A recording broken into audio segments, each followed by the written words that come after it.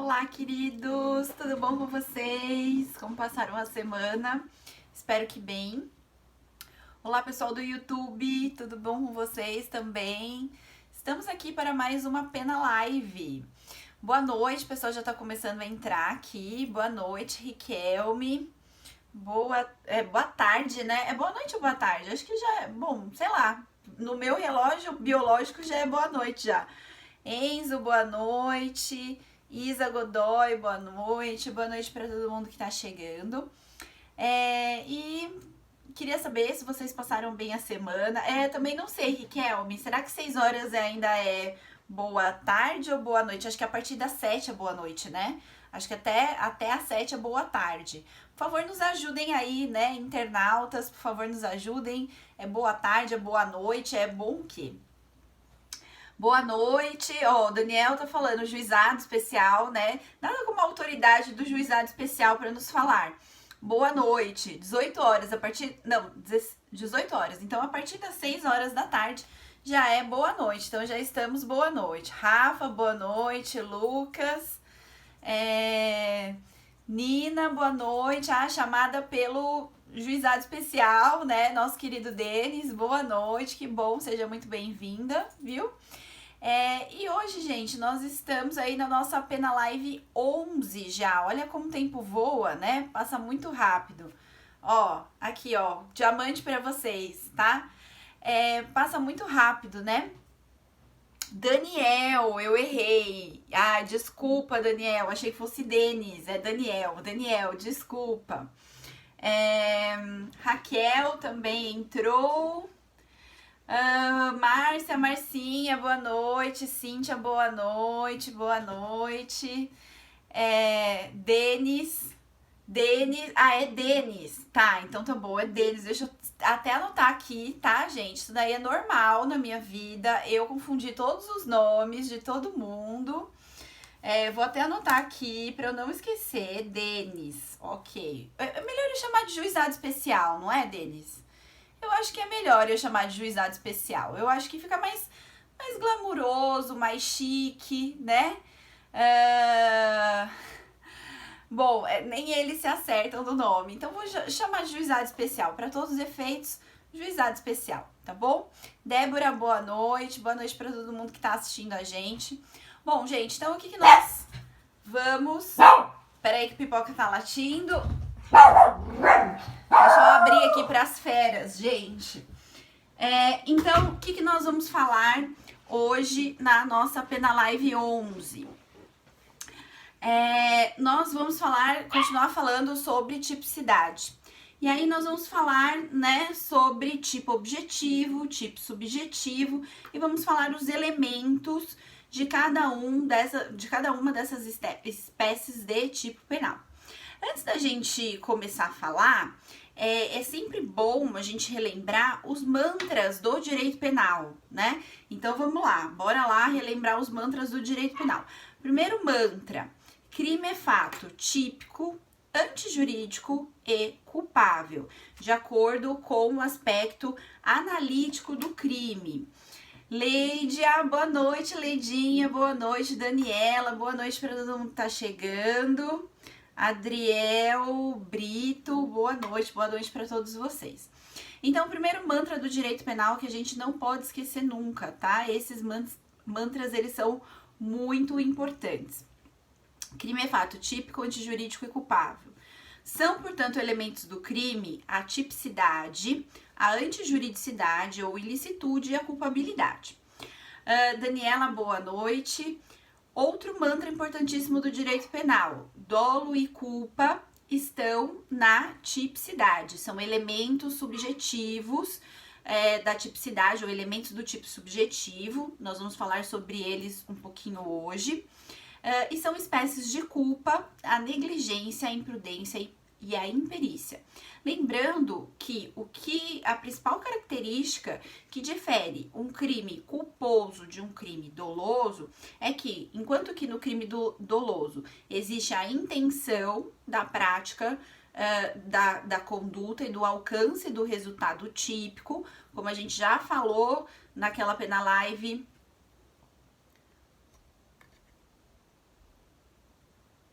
reconectando aqui. Peraí. Estamos reconectando. Eu tô vendo que vocês estão falando aqui. Peraí só um minutinho. Reconectando. Deixa eu ver aqui se ajuda. Nós estamos aqui, tá meio travado aqui. Pronto, voltamos. Vocês conseguem me ouvir, gente? Conseguem me ouvir, me ver? Voltei. Vocês conseguem me ouvir, me ver? Só responde aí pra mim, tá bom? Então veja, a principal diferença entre o crime culposo e o crime doloso é que, enquanto no crime doloso existe a intenção da prática da conduta e o alcance do resultado típico, no crime culposo não existirá a intenção, mas haverá a quebra do dever de cuidado. E essa quebra do dever de cuidado nada mais é do que a culpa, né? E aí nós temos as 3 espécies de culpa: negligência, imprudência e imperícia.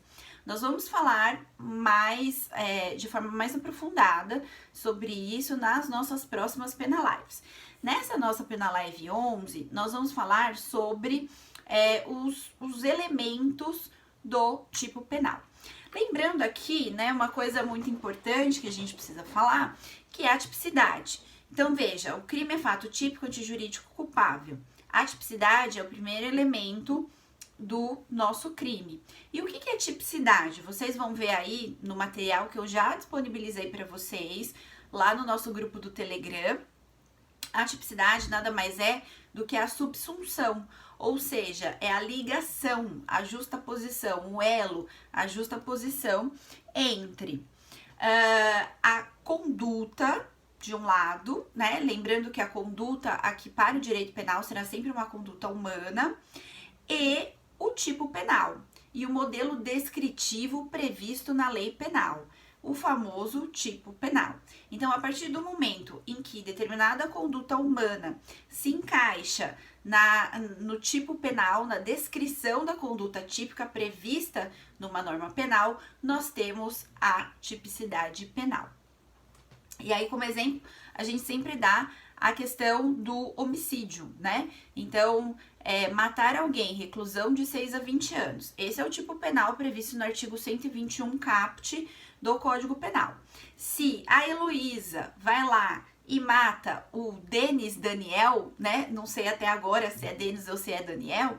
Veja, a partir deste momento, a descrição da conduta típica, a norma que está prevista no artigo 121 caput do Código Penal, ela se liga, se encaixa à conduta delitiva. E a partir deste momento, a Heloísa praticou um fato típico. E aí nós precisamos ver se esse fato típico é também antijurídico e culpável. Mas ele é típico porque nós temos o perfeito encaixe, a justaposição entre a conduta de um lado e a norma do outro, né? Então aqui, ó, o juizado especial tá falando que é deles mesmo, então tá bom.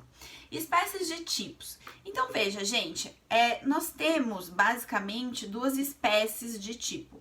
Nós temos o tipo objetivo e o tipo subjetivo. E aqui é muito fácil da gente perceber essa diferença, por quê? O tipo objetivo, ele vai dizer respeito aos elementos objetivos do tipo, ou seja, ele vai dizer respeito à descrição da conduta típica, tá? Os elementos objetivos, o tipo objetivo, ele vai cuidar dos elementos objetivos, ou seja, daqueles elementos que caracterizam a descrição daquela conduta que é proibida pela lei penal, pela norma penal. Enquanto que o tipo subjetivo é aquele que vai descrever os elementos subjetivos do tipo, ou seja, os elementos anímicos. O que é o ânimos? O ânimos é aquilo que impulsiona o agente.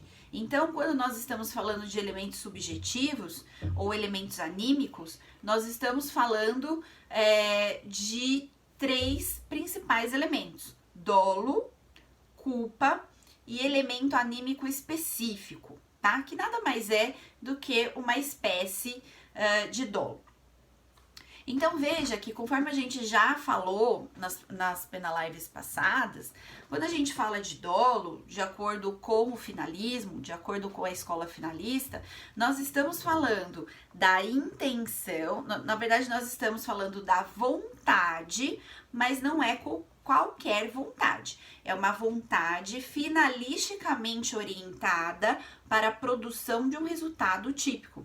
Lembra que na Penalive passada eu falei sobre o copo de água, pegar o copo de água e beber a água e tudo? Eu falei que para que aconteça tudo isso, antes de haver movimento muscular, antes de haver uma transformação do mundo exterior que pode ser depreendida pelos sentidos, né? Antes de vocês me verem aqui pegando o copo d'água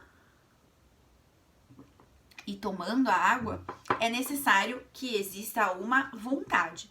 E mais do que isso, é necessário que exista uma vontade finalisticamente orientada para a produção de um resultado que tem que estar previsto na norma penal. Vamos falar um pouquinho, então, dos elementos objetivos. Nós vamos começar falando dos elementos objetivos. O que são os tais elementos objetivos? São aqueles que dizem respeito à conduta proibida. Então, veja, de um lado, nós temos os elementos objetivos do tipo penal, de outro lado, nós temos os elementos subjetivos. Os elementos objetivos são aqueles que dizem respeito à conduta proibida. Eles vão se preocupar em descrever qual é a conduta proibida. Enquanto que os elementos subjetivos do tipo são aqueles que traduzem a intenção do agente. Então, eles vão dizer respeito à intenção do agente que pratica aquela conduta que está prevista em uma determinada lei penal. Dentro dos elementos objetivos, nós temos os elementos descritivos e nós temos os elementos normativos. Então, vamos falar de cada um deles, né? Então, veja, vamos fazer de novo aquela divisão, tá? Tipicidade penal, tipo penal. Dentro do tipo penal, nós temos o tipo objetivo e o tipo subjetivo. Dentro do tipo objetivo, nós temos os elementos descritivos e nós temos os elementos normativos.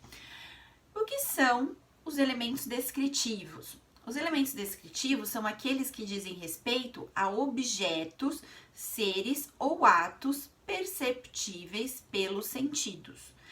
Então, quando a gente fala aqui de elementos descritivos, nós não estamos falando de juízo de valor. O juízo de valor é um elemento que vai vir dentro do elemento normativo. Então, veja, qual seria o exemplo, né, que tá aí no material de vocês? Será que o pessoal tá conseguindo me ver? Pausado, nós tivemos o vídeo pausado novamente, a internet hoje não está colaborando, né? Peraí, vamos ver se a gente consegue reconectar aqui. Deixa eu ver aqui.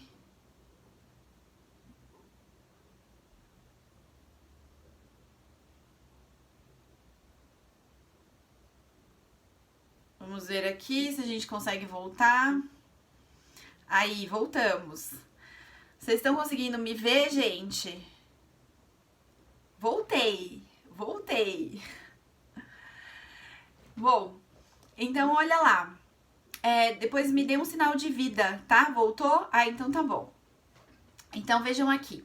Dentro dos elementos descritivos, a gente tá lá no artigo 121, caput do Código Penal. O tipo penal previsto no artigo 121, voltamos, café não caiu, tamo aqui. Ah, então tá bom, então tá ótimo. Sinal e vídeo ok, então beleza. Lari, beijo pra você, saudades, viu? Diretamente da Alemanha, aqui pra assistir a nossa Penalive. Olha que coisa linda, né? Olha que coisa maravilhosa. Bom, então vejam aqui.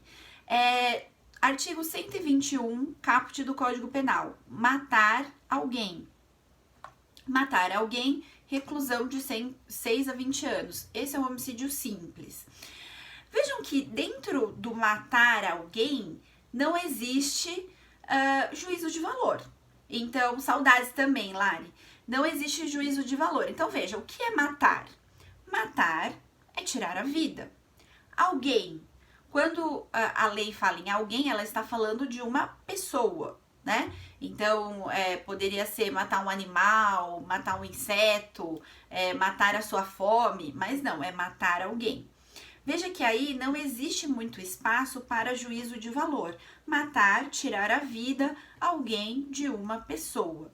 Ah, professora, mas qual é o momento da morte, né? Não existem essas discussões do momento da morte? Hoje essa discussão ela está devidamente pacificada depois da lei de transplantes, principalmente, né? Juridicamente falando, nós consideramos o momento da morte no momento da morte cerebral. Mas havia muita discussão sobre se a morte seria a morte cardiorrespiratória ou seria a morte encefálica, enfim, tá? Mas hoje isso já está pacificado. Então veja que a gente pode até ter alguma discussão sobre o momento da morte, mas o tipo penal ele descreve perfeitamente que a conduta proibida é matar uma outra pessoa e não existe margem para discussão sobre isso. Ah, mas eu posso querer matar envenenado, enforcado, posso querer matar por asfixia, posso querer matar de diversas maneiras. Ok, é verdade. Mas, veja, matar alguém está aí devidamente definido. Nath também entrou diretamente de Ourinhos, né, aqui. Nossa querida Jeana também entrou, Dejin Spices, olha, tô me sentindo muito prestigiada hoje, beijo pra vocês, muitas saudades, viu, diretamente de Americana, então temos aí diversas pessoas de várias cidades diferentes, de alguns países também, beijo, muita saudade de vocês, viu, muito obrigada. Veja que, de outro lado, nós temos os elementos normativos. Nos elementos normativos, nós temos, aí são aqueles que exigem um juízo de valor para o seu conhecimento. Então, quando nós falamos em elementos normativos, aquela pessoa que lê o tipo penal, que se depara com o tipo penal ou que vai aplicar o tipo penal na prática, para que ela possa entender qual é a conduta proibida, ela precisa de um juízo de valor. E da onde que ela vai tirar esse juízo de valor? Da cabeça dela? Não, ela vai retirar esse juízo de valor da sociedade. Então vejam um exemplo aqui, artigo 233 do Código Penal. Praticar ato obsceno, então 233 do Código Penal, ele traz a conduta da prática do crime de ato obsceno. Veja a descrição desse tipo penal. Praticar ato obsceno em lugar público ou aberto ou exposto ao público. Então veja, a conduta proibida aqui é praticar o ato obsceno no lugar público, ou seja, de livre acesso a todas as pessoas, ou aberto ao público. O local aberto ao público é aquele que não é público, mas que é aberto a um número indeterminado de pessoas mediante determinadas condições. Por exemplo, um show em que uma pessoa cobra os ingressos, ou então teatros, cinemas, shoppings. Então, esses são lugares abertos ao público, ou exposto ao público. O que seria um lugar exposto ao público? Por exemplo, a varanda de um apartamento, então, que seja virada para a rua. Se a pessoa pratica um ato obsceno na varanda do seu apartamento, mas que seja visível aquela conduta que ela está praticando para todas as pessoas que passam na rua, nós teremos aí o crime de ato obsceno. Mas a questão não é essa, né? A questão nesse tipo penal não é saber diferenciar lugar público, aberto ao público ou exposto ao público. A questão é o que é ato obsceno. Então veja, Para saber o que é o ato obsceno, para saber se determinado ato é obsceno ou não é obsceno, nossa querida Raquel também acabou de entrar diretamente de Americana. O Ti também entrou. Beijo para todos vocês. Obrigada aí pela audiência, né? Beijo grande, saudades. Veja que para saber se o ato é obsceno ou não é obsceno, nós temos que verificar os valores vigentes na sociedade. Então eu pergunto aí para vocês, frequentar uma praia nu ou nua é ato obsceno? Ir à praia nu ou nua é ato obsceno? Respondam aí para mim. O que vocês acham, hein? Na opinião de vocês. Se alguém resolve ir pra praia pelado, tá? Peladão, do jeito que veio ao mundo, é ato obsceno ou não é ato obsceno? Respondam aí pra mim, por favor. Enquanto vocês respondem, deixa eu tomar uma aguinha aqui, peraí. Responde aí pra mim. Ó, Daniela tá falando, sim, é ato obsceno. Alguém acha que não? Que não é ato obsceno? Eita, depende, ó, juizado especial, né? Depende. A Nina também, sim, eu acho que é ato obsceno. Débora também. A Isa também depende. O Bruno, Bruno, saudades, viu? O Bruno diretamente da Alemanha também tá falando, ó, aqui não, na Alemanha não, né? Juizado especial depende da praia, né, juizado? Então veja, ó, a Isa tá falando, tem praias de nudismo. Exatamente. Então vejam, gente, olha que coisa linda que é o direito, né? O ato, ele só vai ser obsceno se a gente verifica o quê? O valor social. Então, ficar nu numa praia que não seja praia de nudismo aqui no Brasil é ato obsceno.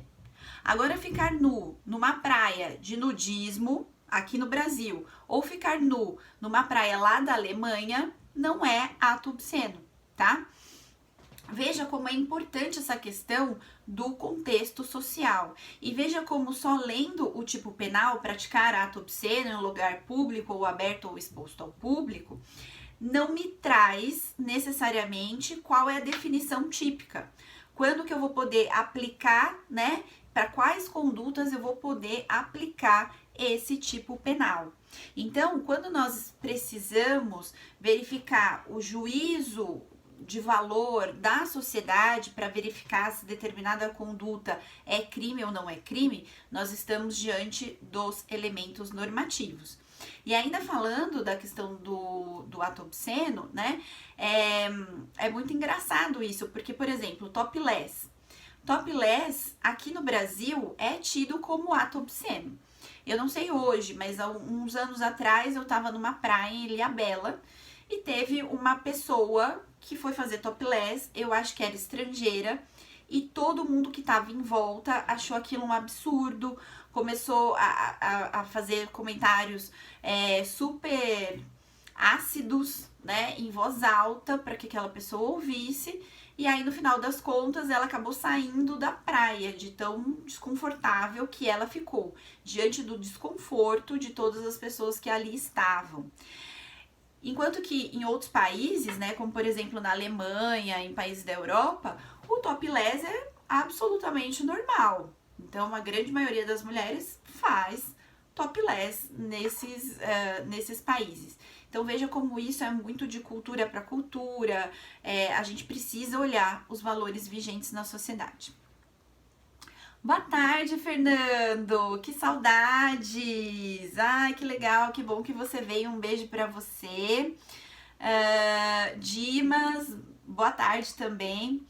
Bom, gente, então isso nós falamos um pouquinho dos elementos objetivos. Vamos agora falar um pouquinho dos elementos subjetivos, né? O que são os elementos subjetivos? A Andresa também entrou, um beijo. São aqueles que dizem respeito à intenção do agente, à vontade do agente. Mas lembra que, de acordo com o finalismo do Welzel, não é qualquer vontade, é a vontade finalisticamente orientada para a produção daquele resultado típico, né?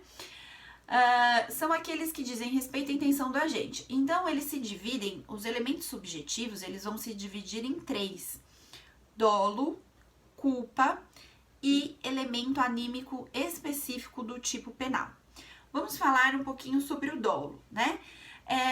E aí, acabei de falar sobre o dolo, mas vou falar de novo. Então, o que é o dolo? De acordo com o finalismo de Hans Welzel, nós sabemos que o nosso direito penal, ele tem um viés finalista muito forte. O nosso Código Penal, ele foi construído com uma base finalista, né? Mas nós sabemos que hoje nós temos o funcionalismo, que também pode ser aplicado aqui no Brasil. Mas, de toda forma, o que é o dolo? O dolo é a vontade finalisticamente orientada para a produção de um resultado, sendo que esse resultado é importante para o tipo penal. Então, quando eu falo em homicídio doloso, por exemplo, eu estou falando no quê? Na prática de uma conduta, né? Na prática de uma conduta por alguém que teve a intenção de causar a morte de outra pessoa. E aí eu preciso de alguém para matar hoje, minha primeira vítima. Ah, não, minha primeira vítima foi o juizado especial. Quem quer morrer hoje, gente? Quem tá afim de morrer hoje, em prol da ciência, né? Vocês sabem que tudo isso daqui eu só mato por amor, tá? Eu sou uma homicida passional. Gostaria de saber quem quer morrer pelo bem da ciência aqui comigo hoje. Dimas. Tá, então Dimas, Fernando também, Daniela também. Nossa, é muita gente. O Bruno também. Então, peraí, deixa eu fazer a lista aqui. Dimas, Fernando, Bruno, Isa. Nossa, é muita gente pra eu matar. Eu acho que eu não consigo matar todo mundo hoje. Mas assim, quem eu não matar hoje, tá? Vocês fiquem tranquilos que a hora de vocês vai chegar. Eu deixo saudades morrer. Eu deixo a listinha pra semana que vem, tá bom? Então eu vou matando aqui, vou ticando pra semana que vem. Bom, então vamos lá. Se eu mato o Dimas, veja, esse homicídio, ele pode ser doloso ou ele pode ser culposo. Quando que o meu homicídio ele vai ser doloso? Quando eu pratiquei o ato de execução com a intenção de matar o Dimas e efetivamente eu alcancei esse resultado. Então, vamos pegar aqui, Dimas, vamos pegar uma morte, hoje eu vivo, hoje você vive, Denis. Vamos pegar aqui uma morte que seja por facada, tá? Então, eu te dou 4 facadas com a intenção de te matar, tá? Dou 4 facadas querendo te matar. E efetivamente, em uma dessas facadas, eu acerto um órgão vital seu, por exemplo, o coração, e te mato. Veja que esse homicídio ele é doloso. Por quê? Porque eu agi com a intenção, desde o início, né? Com a intenção de alcançar aquele resultado típico, que é a morte de uma outra pessoa. Então, aqui nós temos um homicídio doloso. E olha, gente, uma coisa importantíssima, tá? Não se fala dolo, é dolo, tá? Por favor. A gente ouve, inclusive na imprensa, né? Várias pessoas falando dolo. Não, não é dolo, não tem acento circunflexo no O. É dolo, homicídio doloso. Então, o crime é doloso, mas o elemento é o dolo. E depois do dolo, né, além do dolo, como elemento subjetivo do tipo penal, nós temos a culpa. O que é a culpa? Ah, professora, quando eu pergunto na sala de aula, né, o que diferencia um tipo penal doloso de um tipo penal culposo? Ah, é que o tipo penal doloso é aquele no qual a gente tem a intenção de praticar o crime, enquanto que no crime culposo ele não tem a intenção. Gente, essa definição, ela está incompleta. E por estar incompleta, ela está errada. Por quê? Porque no crime culposo, tá certo, o agente não tem a intenção de praticar a conduta e alcançar aquele resultado típico, isso está ok, mas qual que é a parte incompleta? É que na culpa sempre vai existir a quebra de um dever de cuidado. E isso é fundamental dentro do direito penal. Vou dar um exemplo para vocês, tá? Um exemplo que eu sempre dou, como eu trabalhei na ferrovia, né? Fui advogada da CPTM, eu sempre dou esse exemplo, porque eu adoro esse exemplo, do maquinista. O maquinista, não raro, ele pode vir a atropelar uma pessoa. E aí, como que acontece, né? A gente pode ter dois exemplos. O primeiro exemplo, que eu nunca vi, né, na prática, é daquele maquinista que vê uma pessoa no leito férreo e fala assim, vou matar. Hoje eu vou matar alguém, né, pro meu dia ficar mais emocionante. Vai lá e passa com o trem, a composição em cima da pessoa. Isso seria um homicídio doloso. Mas nós temos uma segunda possibilidade, que é a que infelizmente às vezes acontece, da pessoa estar no meio do leito férreo e querer praticar suicídio. E aí o maquinista, né, ele tem uma série de condutas para tentar evitar de passar com a composição. Vocês sabem que a composição, ela pesa muitas toneladas.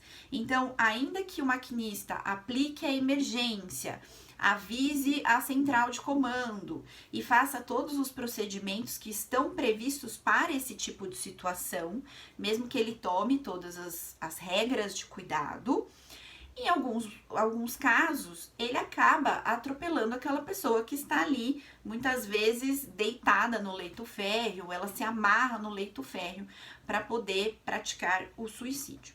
Então, veja, se o maquinista atropela uma pessoa nessas condições, vai haver homicídio culposo, sim ou não? Doloso a gente já descarta, porque ele não teve a intenção de matar, tá? Mas vai haver homicídio culposo, sim ou não? Respondam aí pra mim, gente, por favor. Enquanto eu tomo mais um golinho d'água aqui, Michel, querido, muito obrigada pela audiência, viu? Gra também entrou, muito obrigada. Então respondam aí, nesse caso, vai haver homicídio culposo, sim ou não? Ó, o Bruno tá falando que sim, que vai haver homicídio culposo. E aí, gente? Dimas tá falando também que vai ser culposo. Mas vamos pensar o seguinte, ó, nesse meu caso prático, o maquinista, ó, então, juizado, presta atenção aqui, ó, presta atenção aqui. O maquinista, ele estava dentro da velocidade permitida para aquele trecho. Vamos supor que a velocidade permitida para aquele trecho fosse de 50 km por hora. E ele estava a 45 km por hora. Ele avista aquela pessoa que está ali deitada no leito férreo, tá? Ou amarrada, ou deitada, ou é suicida, ou alguém amarrou, enfim, tá? E aí ele faz todos os procedimentos previstos para aquele tipo de situação. Ele aplica a emergência, que é o freio, tá? Claro que a composição, ela não vai frenar de uma hora para outra, a composição, ela desliza vários metros para poder fazer o processo total de frenagem.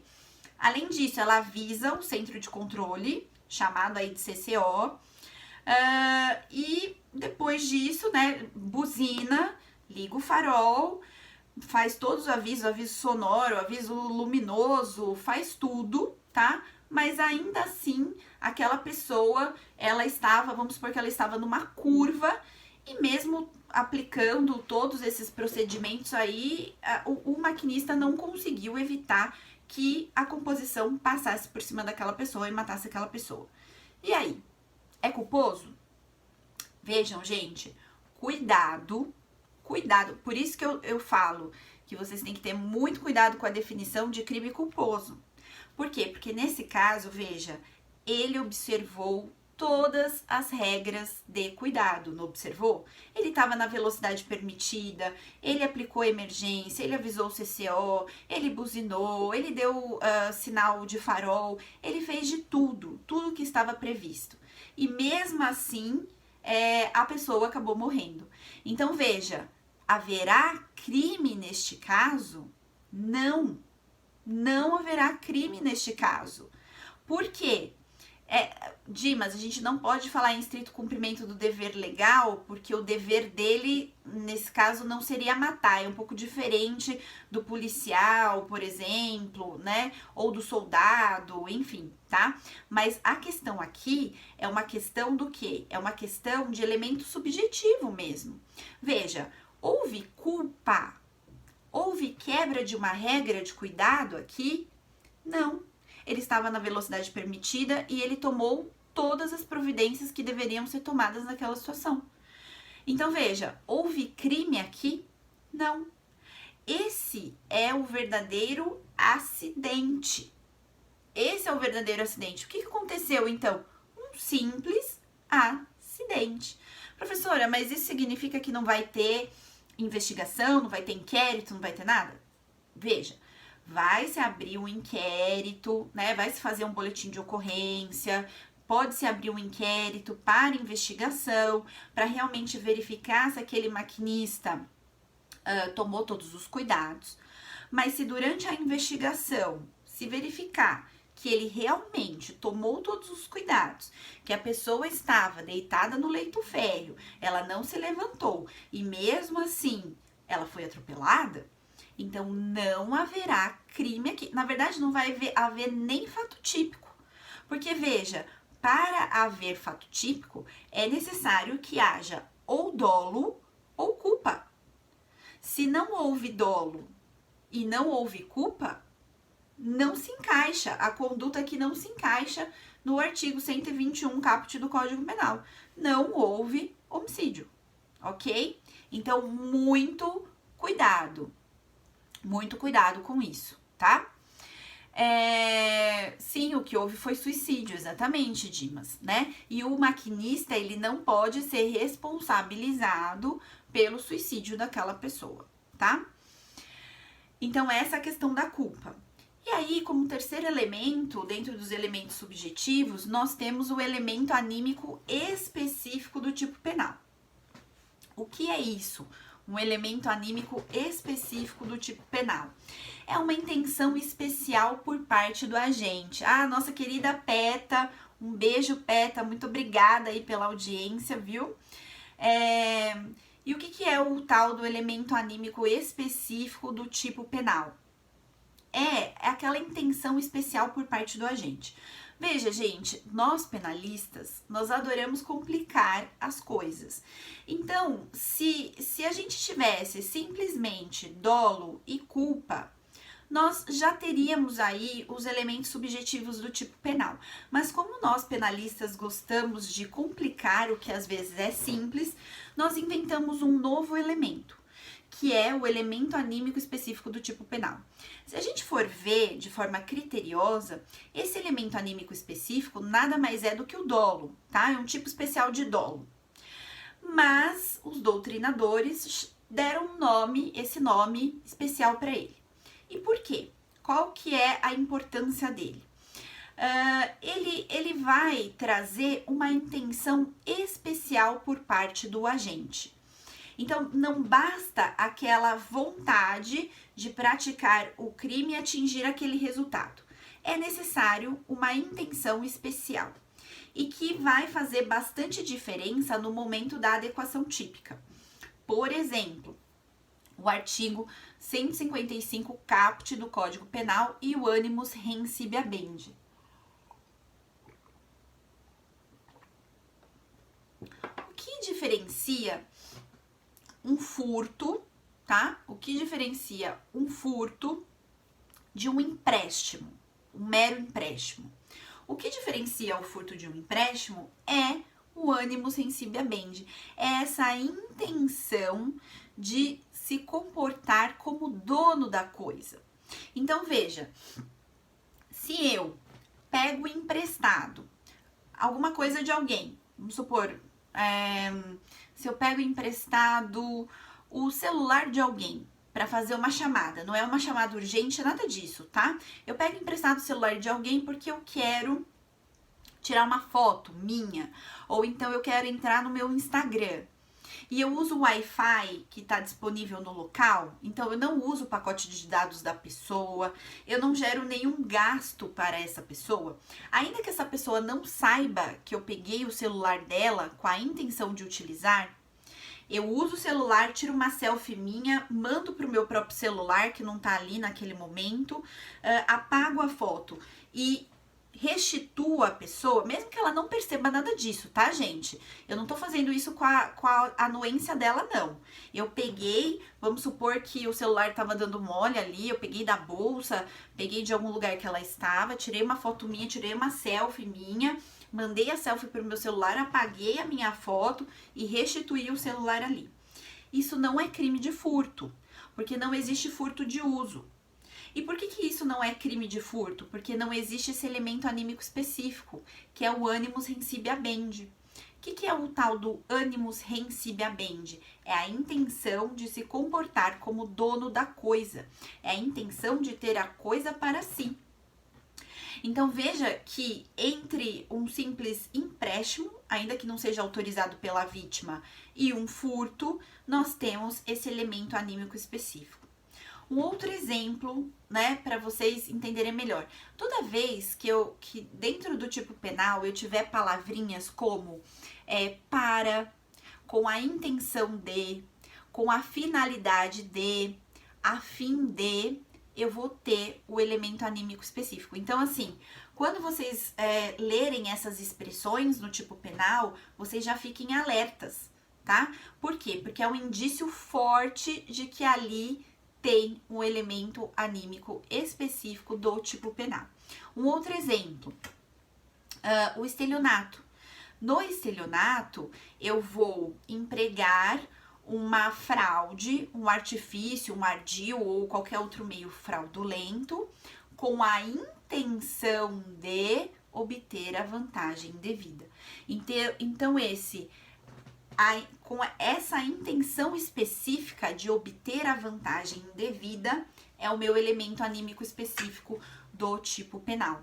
Existe o dolo, que é o dolo do estelionato, né, que é a intenção de empregar a fraude para ter a vantagem indevida, e existe o elemento anímico específico do tipo, que é essa intenção específica de ter a vantagem indevida, tá? E aí, eu não posso me alongar mais aqui, mas se vocês ficarem preocupados, né, porque às vezes os alunos, eles me questionam, professora, mas então como que a gente vai saber quando tem elemento anímico específico e quando não tem? Volto a falar para vocês, quando a gente tiver essas expressões para, com a intenção de, com a finalidade de, com o objetivo de, fica alerta, tá? Porque provavelmente tem elemento específico ali. Mas, de qualquer forma, conforme vocês forem estudando os tipos penais, nos livros e nas aulas, né, e nas nossas próximas penal lives, se a gente for estudar a parte especial do Código Penal, o próprio professor, ele vai falando para vocês, olha, aqui tem elemento anímico específico, e fala qual é o elemento. Ou o livro, a doutrina vai trazer para vocês, olha, aqui tem elemento anímico específico. Então, fiquem tranquilos que conforme vocês forem estudando os tipos penais, ele vai aparecer em determinados tipos. Não aparece em todos, cuidado, tá? Em determinados tipos penais. Além disso, né, nós temos aí as espécies de tipo penal. Nós temos 3 espécies de tipo penal. Nós temos o tipo penal fechado, o tipo penal aberto e a norma penal em branco. Então, vamos falar um pouquinho desses 3 aí. O que é o tipo penal fechado? O tipo penal fechado é aquele que apresenta a descrição completa do modelo de conduta proibida. Então, por exemplo, vamos voltar aqui no homicídio, né? Matar alguém, artigo 121 caput do Código Penal. Veja, se eu mato o Fernando, viu, Fernando? Tô te matando aí. Se eu mato o Fernando com disparo, com arma de fogo, e eu dou 3 disparos no coração do Fernando, hoje eu tô invocada com coração, né? Eu dou 3 disparos no coração do Fernando, veja, matar alguém, né? Esse é um tipo penal penal fechado.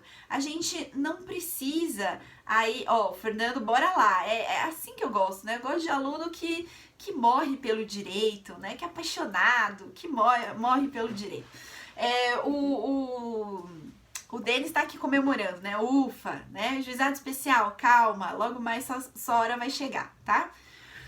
Então veja que nesse caso a gente não precisa aí de ilações, a gente não precisa de juízos de valor que estão presentes na sociedade, a gente não precisa de valoração, porque a conduta ela está bem delimitada. Você lendo o tipo penal, simplesmente por ler o tipo penal, você já sabe exatamente o que é proibido, tirar a vida de uma outra pessoa. Bom, e no tipo penal aberto? Qual é a diferença? No tipo penal aberto, a gente tem uma descrição incompleta do modelo de conduta proibida. Então, o tipo penal aberto, ele transporta para o intérprete, ele transfere para aquele que está lendo o tipo penal ou para aquele que vai aplicar o tipo penal, no caso em concreto, quais são os limites e as indicações contidas. Por exemplo, homicídio culposo. Professora, mas por que homicídio culposo é um tipo penal aberto? Porque, veja, lembra que a gente falou que o crime culposo, ele sempre vai envolver uma quebra de uma regra de cuidado? Agora, veja, para cada situação, nós temos regras de cuidado diferentes. Então, para eu saber se aquela pessoa quebrou ou não a regra de cuidado, eu preciso saber quais são as regras de cuidado de cada situação. E isso não está escrito no tipo penal. No tipo penal, no artigo 121, parágrafo 3º do Código Penal, está simplesmente escrito: se o agente procede mediante o culpa. Ponto, acabou. Agora, como que eu vou saber se naquele caso específico ele agiu com culpa ou não agiu com culpa? Bom, aí eu vou precisar conhecer as regras de cuidado de cada situação para poder saber se o agente agiu com culpa ou não agiu com culpa. Então, veja, se eu estou falando de homicídio culposo no trânsito, eu preciso conhecer as regras de trânsito para saber se ele violou as regras de trânsito ou não. Ou a velocidade acima da permitida, ou não observou o semáforo, ou praticou racha, alguma coisa assim. Se bem que se ele praticou racha, nós temos um outro tipo, né? E em decorrência disso matou alguém. Enfim, quando eu falo no homicídio culposo no trânsito, eu preciso conhecer as regras de trânsito. Quando eu falo no homicídio culposo, por exemplo, que aconteceu num parque de diversões, eu preciso saber quais são as regras de cuidado para operacionalizar aquele determinado brinquedo. Então, naquele parque de diversões, né, que infelizmente nós tivemos aquela morte trágica de um brinquedo que era tipo um elevador que subia e descia, e uma determinada criança foi lançada para fora da cadeira, para saber se ali houve ou não culpa por parte do operador do brinquedo, da equipe responsável pela manutenção do brinquedo, eu preciso saber quais são as regras de cuidado, tanto em relação à manutenção daquele brinquedo, quanto em relação ao funcionamento daquele brinquedo. Então, veja que tudo isso eu não consigo saber só lendo o 121, parágrafo 3º do Código Penal, porque cada situação específica vai ter regras de cuidado específicas. E eu só consigo ter homicídio culposo, como eu disse para vocês, se eu tenho a quebra da regra de cuidado. Então, muito cuidado com isso, né? Muito cuidado na hora de falar de homicídio culposo. Homicídio culposo é um tipo penal aberto, porque eu preciso o quê? Eu preciso conhecer quais são essas regras de cuidado para saber se naquela situação aquela pessoa violou a regra de cuidado ou não violou a regra de cuidado. E por fim, gente, nós temos a norma penal em branco. A norma penal em branco, ela é muito pedida nas provas da vida, tá? Então, muito cuidado com ela. E nós vamos aprender aqui a identificar uma norma penal em branco. Então, nós temos duas espécies de norma penal em branco. Para a gente começar, né? O que é a norma penal em branco? É aquela na qual há uma necessidade de complementação por outra norma, para que a gente possa entender qual é a conduta proibida ali. Então, olha que coisa interessante. Na norma penal em branco, a norma penal em branco, além dela não ter uma completude, ela necessita de uma outra norma para completar a conduta proibida, para me indicar qual é a conduta proibida naquela determinada situação. E aí nós temos dois tipos, né? Nós temos a norma penal em branco homogênea e a norma penal em branco heterogênea. Então, antes da gente começar a falar de espécies de norma penal em branco, vou falar aqui para vocês uma pergunta que eu sempre faço para os meus alunos, né? Também. Tráfico. Tráfico de droga é crime. Todo mundo sabe disso. Ninguém precisa conhecer a lei de drogas, ninguém precisa conhecer o tipo penal de tráfico específico para saber que traficar drogas é crime, né? Então, o nosso tipo penal de tráfico de drogas, ele tem mais de 20 verbos típicos que falam, né? Transportar, remeter, vender, produzir, armazenar, ter consigo, ter em depósito, mais de 20 verbos típicos, drogas. A questão é a seguinte, o que é droga? O que pode ser considerado droga para fim de tráfico de droga? Remédio controlado é droga para fins de tráfico de droga? Sim ou não? Vai respondendo aqui para mim. Remédio controlado é droga para fins de tráfico de droga? Êxtase é droga para fins de tráfico de droga? Acetona, que muitas vezes é utilizada para dissolução de cocaína e de outros derivados, é droga para fins de tráfico de droga? Então veja, né, a questão do remédio controlado. Eu quero saber do remédio controlado. Remédio controlado é droga para fins de tráfico de droga? Sim ou não? Então veja. Como que eu vou saber? O pessoal tá respondendo aqui, né? Tá bem equilibrado. Tem gente que tá respondendo sim, tem gente que tá respondendo não. Como que eu vou saber se determinada circunstância é ou não é droga para fins de tráfico de drogas? Eu vou saber porque eu tenho uma portaria da Anvisa, tá? Eu tenho uma portaria da Anvisa que vai trazer no seu anexo a relação das substâncias que são tidas como droga. E vejam, dentro dessa portaria da Anvisa, remédio controlado não é droga, não para fins de tráfico, tá? Então, remédio controlado não é droga. E a questão é muito simples. Se tiver dentro da portaria, se aquela substância estiver prevista pela portaria, ela é droga e existe o tráfico. Se a substância não estiver naquela portaria da Anvisa, não é droga e não é tráfico. Agora veja, para saber se uma droga é droga ou não é droga para fins de tráfico, eu preciso da portaria da Anvisa. Então, o artigo 28 da Lei de Drogas, que é o artigo que traz pra gente sobre o tráfico, ele é complementado por essa portaria da Anvisa. Quando isso acontece, nós falamos que nós temos uma norma penal em branco, porque eu só consigo entender o verdadeiro alcance do artigo 28 da Lei de Drogas, que é a Lei 11.343 de 2006, se eu tenho essa portaria da Anvisa, que me traz no seu anexo quais são as substâncias que são consideradas drogas para os fins da Lei de Drogas. Então, a gente pode falar o seguinte, o artigo 28 da Lei de Drogas, ele é complementado por uma outra norma. Que norma é essa? Portaria da Anvisa. Agora, vamos olhar aqui para a nossa pirâmide de Kelsen, que está lá no nosso material. Ah, professora, eu não tenho acesso ao material. É muito fácil, tá, gente? É só vocês entrarem lá no link da minha bio, do Instagram, e lá vai ter material Penalive. Dentro do material Penalive, eles vão te encaminhar para o nosso grupo de mensagens do Telegram, e daí no grupo do Telegram eu mando toda semana para vocês o nosso material, tá? Então é só fazer esse procedimento super simples que vocês vão ter acesso a todos os materiais das Penalives. Então vejam aqui no nosso material a gente tem a pirâmide, que é a pirâmide de Kelsey. No topo da pirâmide, no número 1, vamos supor que isso aqui é pirâmide, tá, gente? No topo da pirâmide, quem que tá? A Constituição Federal. A Constituição Federal é aquela norma a qual todas as outras são subordinadas.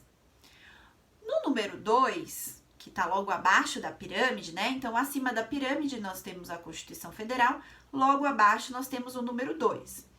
Dentro desse número 2 estão as leis, tanto as leis ordinárias quanto as leis complementares. E na base da pirâmide, aqui embaixo, ó, nós temos o número 3.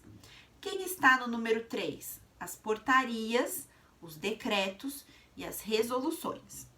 Se a gente for pegar a lei de drogas, que é a lei 11.343 de 2006, a lei de drogas, ela está em qual número da pirâmide? 1, que é a Constituição, 2, que são as leis ordinárias e complementares, ou 3, que são as portarias, decretos e resoluções. A lei de drogas, ela está no número 2. Por quê? Porque a lei 11.343 de 2006 é uma lei ordinária. E a portaria da Anvisa? A portaria da Anvisa, isso, Dimas, exatamente, né? A lei de drogas está no número 2. Agora responde aqui pra mim, Dimas, você e todo mundo, bora responder aqui pra mim. E a portaria da Anvisa está no número 1, 2 ou 3? A portaria da Anvisa está no número 3, porque ela é uma portaria. Então, veja que nós temos uma lei ordinária, que está no patamar 2, que é complementada por uma portaria. Cuidado, a portaria está no número 3, isso, que é complementada por uma portaria. A portaria, ela está lá embaixo da pirâmide. Por quê? Porque a portaria, ela é expedida por um determinado órgão, né? Ela não é criada pelo Congresso Nacional. Ela não é votada dentro da Câmara e do Senado Federal. Então, ela tá lá embaixo, tá? Ela é número 3. Quando eu tenho uma lei do número 2 sendo complementada por uma portaria do número 3, nós temos uma norma penal em branco heterogênea. Por quê? Porque o complemento, que é a portaria, não está na mesma hierarquia normativa da lei. A lei está aqui no 2 e a portaria está aqui no 3. Então, ela é uma norma penal em branco heterogênea. E a norma penal em branco homogênea? A norma penal em branco homogênea é aquela norma penal que é complementada por uma outra lei da mesma hierarquia normativa. Qual é o exemplo? Artigo 237 do Código Penal e artigo 1521 do Código Civil. O artigo 237 do Código Penal, ele pune aquela conduta daquela pessoa que oculta um impedimento para o casamento. Então, o tipo penal, ele se chama ocultação de erro ou impedimento para casamento. E basicamente é o seguinte, é uma pessoa que quer se casar com a outra, existe aí um determinado impedimento, vamos supor que elas são irmãs, mas essa outra pessoa não sabe, porque um foi adotado por uma família, outro foi adotado pela outra, mas eles são irmãos de sangue, né? Só um irmão que sabe, o outro irmão não sabe, a irmã não sabe, e o irmão esconde essa circunstância para poder casar com a irmã. Ele sabe que eles são irmãos, mas a esposa não sabe, né, que é a irmã dele, e ele esconde isso para poder casar com essa irmã. Isso é crime, 237 do Código Penal. Agora veja, como que eu vou saber quais são as hipóteses de impedimento? Lá no 1521 do Código Civil. Então, só lendo o 237, eu não sei quais são as condições de impedimento para se casar. Para saber as condições de impedimento para o casamento, eu preciso consultar uma outra lei, que é o artigo 1521 do Código Civil. Então, veja que neste caso, né, eu tenho o 237 do Código Penal, que está no patamar 2. Vamos lembrar que o Código Penal, ele foi trazido no nosso ordenamento por um decreto, mas ele foi recebido pela nossa Constituição Federal como lei ordinária, tá? Então, ele está no patamar 2. O Código Penal tá no 2. E o Código Civil? O Código Civil também está no 2. Então, eu tenho uma norma penal que está no patamar 2, sendo complementada por uma norma civil que também está no 2. Veja que quando o complemento da lei é feito por uma outra norma que está na mesma hierarquia normativa, nós temos uma norma penal em branco homogênea. Por que homogênea? Porque tanto a norma penal quanto o seu complemento estão no mesmo patamar. O patamar, neste caso, é o patamar 2, tá? Então, o Código Penal está no 2 e o artigo do Código Civil também está no 2. Norma penal em branco homogênea. Tudo bem, gente? Então, era isso que eu tinha para falar para vocês. Deu 1 hora cravadinho aqui a nossa live. Um beijo, muito obrigada por vocês terem ficado comigo aqui até o final. Vou guardar nossa listinha. Ainda falta matar o Bruno e a Isa, tá? Então, vocês ficam pra semana que vem. A hora de vocês vai chegar na semana que vem. E é isso, tá? Um beijo muito grande pra vocês. Até mais. Tchau, tchau. Prazer ficar aqui com vocês, ensinar um pouquinho mais de direito penal e teoria geral do crime pra vocês.